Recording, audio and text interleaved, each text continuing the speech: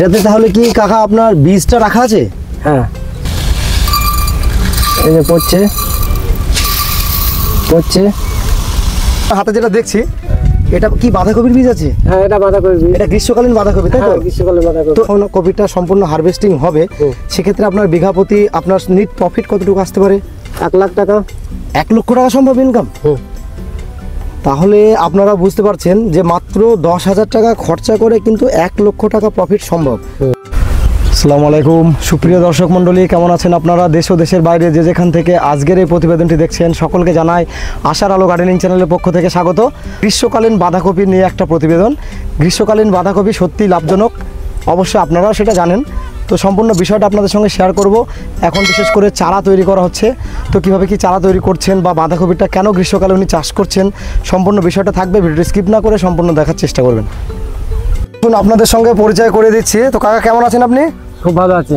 তো আমাদের অডিয়েন্সের উদ্দেশ্যে আপনার নামটা বলুন আর আমরা কোন লোকেশনে ভিডিওটি করছি। আমার নাম শিবনাথ মোদক, গ্রাম ভোলাডাঙ্গা, পোস্ট অফিস ভোলাডাঙ্গা, থানা নাকাশিপাড়া, নদিয়া।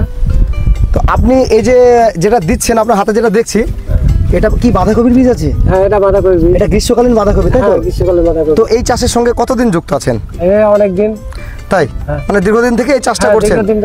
আর গ্রীষ্মকালীন বাঁধাকপি অবশ্যই লাভজনক, যেহেতু আমরা বাজারে কিনে খেতে গেলেই বুঝতে পারি যে বাঁধাকপির কি অবস্থা তখন। আচ্ছা, তো সর্বপ্রথম আপনি এখন তাহলে এটা বীজ দিচ্ছেন, তাই তো? এই বীজ থেকে বীজ দেওয়াটা আমাদের সঙ্গে একটু শেয়ার করুন। এটা কি মানে এটা কোনো সিস্টেম নেই, একটা লাইন করে মোটামুটি আপনারা দিচ্ছেন, তাই তো? লাইন করে দিচ্ছি। হ্যাঁ, লাইন করে দিচ্ছি। তো এখান থেকে যে আপনার বীজটা দিচ্ছেন, এই বীজ থেকে চারা প্রোডাকশন হতে কতদিন সময় লাগবে? 20-22 দিন। 20-22 দিন পরে চারাটা ওখান থেকে বীজ থেকে হয়ে যাবে, তাই তো? এখান থেকে জমিতে লাগিয়ে দেবো। 20 দিনের মধ্যে আপনি জমিতে লাগাতে পারবেন? হ্যাঁ, 20-22 দিনের মধ্যে লাগিয়ে দেবো। তাই? তাহলে এই বীজ থেকে অঙ্কুরোদ্গম হতে আপনার কতদিন সময় লাগে? 2-3 দিন লাগবে। তাহলে এখন আপনি যে ঢেকে রাখছেন, এটা ঢেকে রাখার উদ্দেশ্য হচ্ছে বৃষ্টি জল পড়লে কি এটা নষ্ট হয়ে যাবে, তাই তো? হ্যাঁ, মানে জিনিসটা তাড়াতাড়ি বের হবে। ও আচ্ছা, মানে তাড়াতাড়ি বেরোবে, তাড়াতাড়ি বেরোবে, রোদের তাপটা লাগবে। ও আচ্ছা আচ্ছা। আর বৃষ্টির জন্য কি একটু ক্ষতি হয় যদি? বৃষ্টির জন্য এই যে মানে বৃষ্টি পড়লে বীজটা নষ্ট হয়ে যাবে, তাই তো? এই যে তিরপল দেওয়া আছে, তার জন্য তিরপলটা দেওয়া আছে। আর এই যে উপরে আপনারা যে খড় দিয়েছেন, সেক্ষেত্রে এই খড়টা দিয়েছি মানে রোদের তাপটা ঠেকানোর জন্য, মানে হিটটাকে যাতে, মানে এখানে প্রসেস আপনার কথা শুনে যেটা বুঝতে পারলাম, মানে চারা তৈরির প্রসেস হচ্ছে মানে হিটটা একে হিট থেকে প্রতিরোধ করতে হবে, তাই তো? হিটটা বেশি ডাইরেক্ট দেওয়া যাবে না। না, ডাইরেক্ট দিলেও চারাটা মরে যাবে। আচ্ছা, তো আপনি এখানে এই যে দুটো বেড দেখছি আমি, এদিকে একটা বেড করবেন? হ্যাঁ, ওদিকে একটা। আচ্ছা, তাহলে 3টে বেড মিলে আপনার মোটামুটি কত চারার প্রোডাকশন করছেন মোটামুটি? ধরেন যে 5000। 5000? আচ্ছা, চারা কি আপনারা বিক্রিও করেন না নিজের জন্যই? নিজের জন্য লাগাই, বাকিরা যদি বাসে তাহলে বিক্রি হবে। আচ্ছা, তাহলে বিক্রির জন্য যদি কোনো অডিয়েন্স বলে সেক্ষেত্রে কি আপনি হেল্প করবেন? হ্যাঁ, করবো। আর এই বাঁধাকপি যে এখন আপনি বীজটা এখন তৈরি করছেন, এক্ষেত্রে এর যত্ন পরিচর্যা কিছু কি করতে হয় সেটা যদি একটু বলেন। এখন যত্ন মাঝে মাঝে একটু জল দিতে হবে, একটু পাউডার দিতে হবে যাতে পচ না লাগে। সেক্ষেত্রে কি ফাঙ্গিসাইড দিচ্ছেন? সাপ দেন নাকি দেন? না, এটা ওই অ্যান্ট্রাকল ফল দেওয়া হয়। অ্যান্ট্রাকল, তাই তো? মানে এটা ফাঙ্গিসাইড দেন যাতে ছত্রাকের আক্রমণ হয়, যাতে বীজটা নষ্ট না হয়। হ্যাঁ, মানে যাতে বীজটা নষ্ট না হয়। আচ্ছা, তাহলে যাতে না লাগে। এরপর নেক্সট টাইম যখন জমিতে লাগাবেন, তখন জমিতে ধরেন কেউ লাগালো ফার্স্ট টাইম, লাগিয়ে তখন কি যত্ন করবে? তখন ওই পাউডার দিতে হবে, বীজটাল দিতে হবে, তাই? যাতে রোগটা না লাগে। রোগটা মানে যে পোকাটাকে ঠেকাতে হবে, তাই তো?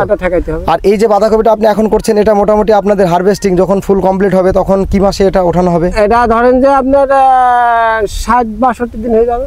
60-62 দিনের মধ্যেই তাহলে মোটামুটি এটা আষাঢ় মাস চলছে, শ্রাবণ ভাদ্র মাসের আগে এটা উঠে পড়বে। হ্যাঁ, ভাদ্র মাসেই কাটা পড়বে। তাহলে প্রত্যেক বছর কি এই বাঁধাকপি চাষটা আপনারা করেন? হ্যাঁ, প্রত্যেক বছর। আর এই সময় কি ফুলকপিটা করা যায় না? ফুলকপিটা একটু আগর হয়ে যায়, মানে রোগ বালাইটা বেশি, ওই জন্য বাঁধাকপিটা করা। মানে বাঁধাকপিটা রোগ মানে আপনারা সাকসেসটা বেশি পাচ্ছেন, তাই তো?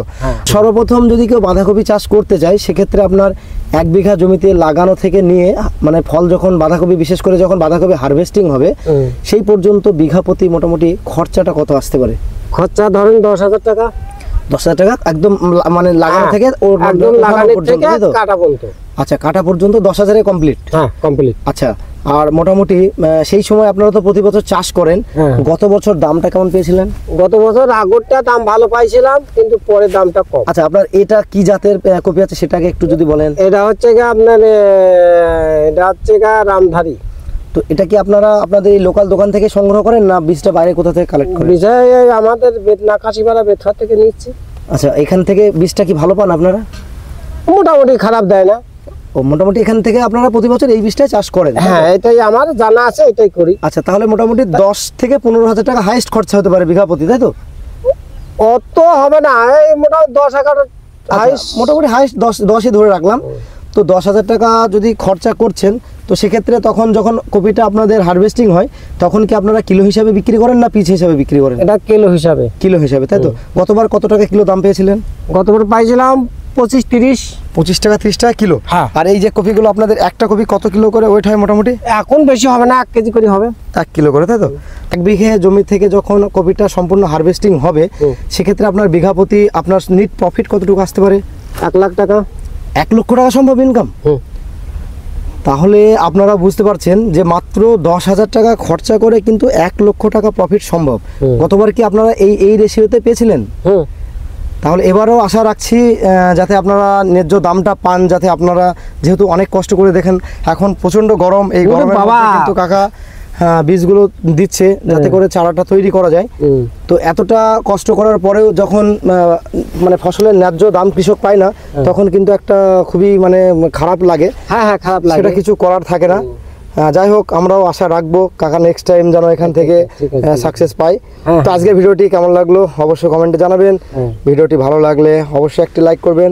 দেশ ও প্রবাস থেকে অলরেডি আমার চ্যানেলকে যারা সাবস্ক্রাইব করে রেখেছেন তাদেরকে অসংখ্য ধন্যবাদ। আশার আলো গার্ডেনিং চ্যানেলের সঙ্গে জুড়ে থাকার জন্য নতুনদের উদ্দেশ্যে একটি বার্তা, আপনারা আমার চ্যানেলকে সাবস্ক্রাইব করে অল নোটিফিকেশন বেলটা অন করে রাখবেন, যাতে করে আমি কোনো ভিডিও দিলে খুব সহজে আপনারা নোটিফিকেশন পেয়ে যান। প্রত্যেক ভিডিওর শেষে আপনাদের আমি যেটা বলে আবারও বলছি, আপনারা সকলে ভালো থাকবেন, সুস্থ থাকবেন, সবুজের সঙ্গে থাকবেন, সেই সঙ্গে আশার আলো গার্ডেনিং চ্যানেলের সঙ্গে সদা সর্বদা জুড়ে থাকবেন।